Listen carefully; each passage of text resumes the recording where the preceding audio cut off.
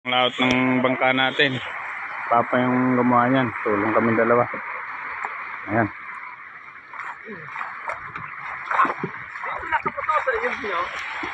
Makahuli tayo, mga tayo tulingan.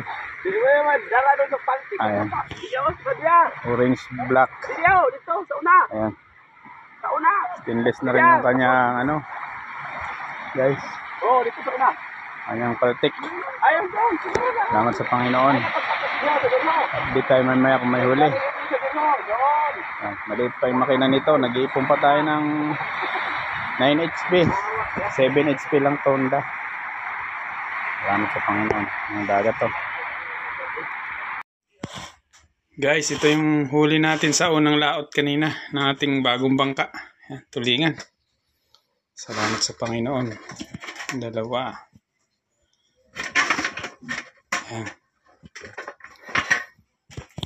3, 4, 5, 6. Yung isa pinamigay na natin, yung isang ganito.